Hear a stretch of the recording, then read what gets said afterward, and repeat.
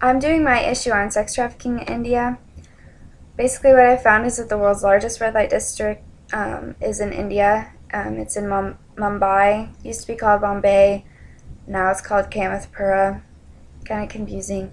Um, the area was set up by the British for their troops, which it then acted as their official comfort zone.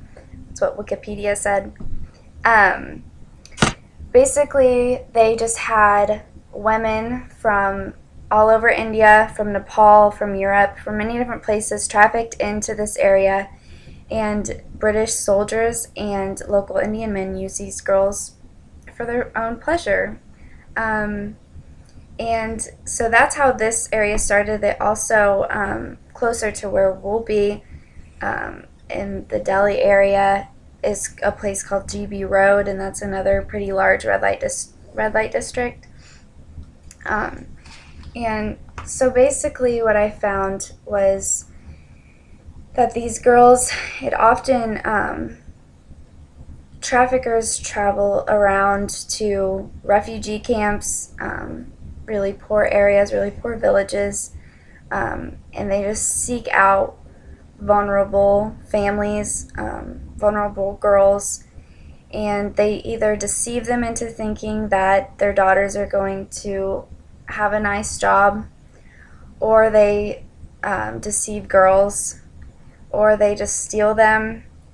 There's many different ways that they do it, but sometimes their parents actually sell them. In a lot of cultures, it's the duty of the youngest daughter to take care of her parents, and so it doesn't really matter how she does that as long as she gets money to them.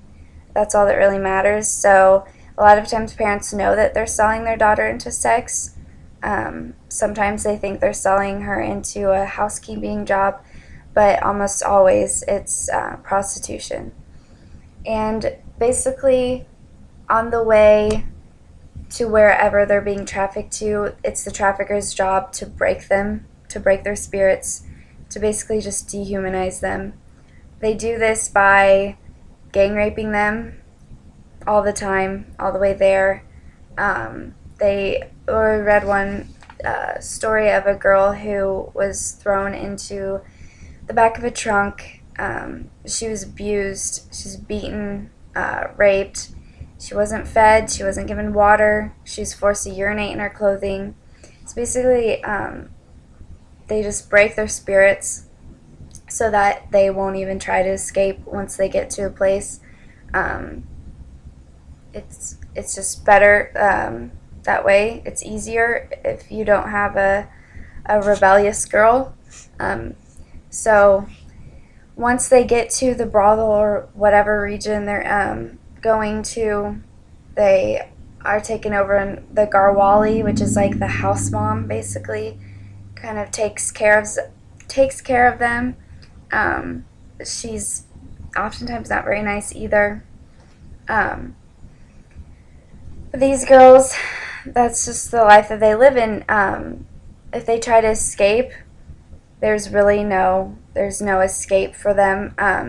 There are some shelters, but trying to escape, I mean, the girls don't really try because they think that all their worth is this. They think that this is what they have to do.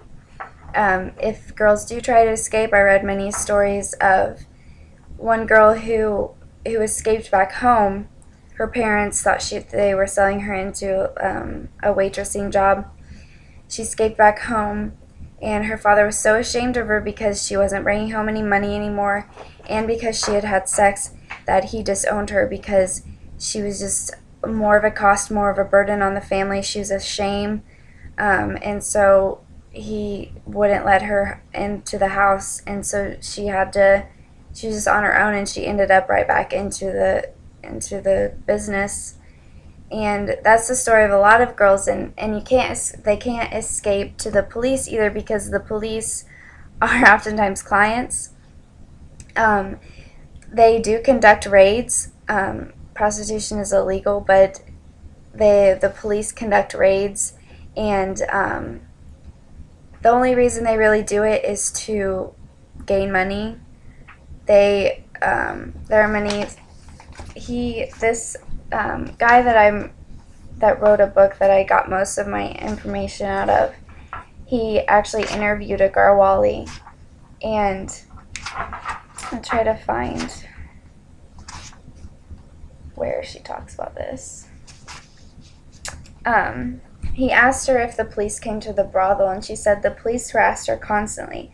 Not only did they require 100 rupee bribe per prostitute per month, but also she had to spend large amounts of bail money each time they conducted raids and took the minors to prison.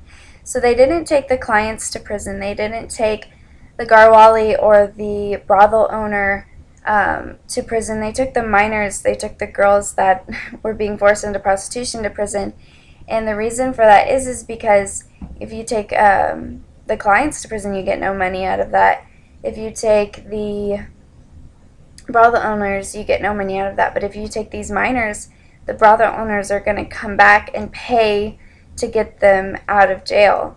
And so basically it's just they do these raids to make money.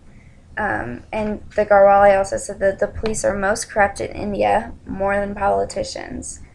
And that's a similar story, and that's the way it is.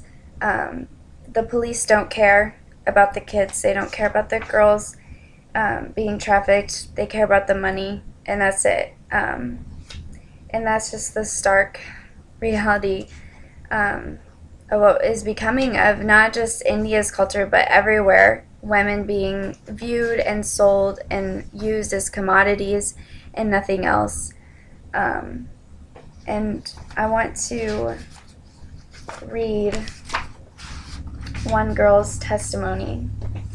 She's a Nepal girl, or she's from Nepal. She's trafficked into India. And I'll just start reading her story. I was born in the Chitwan district of Nepal. When I was young, I helped my father work in a rice mill. The owners of the mill had a 20-year-old son who came to my room every night and raped me.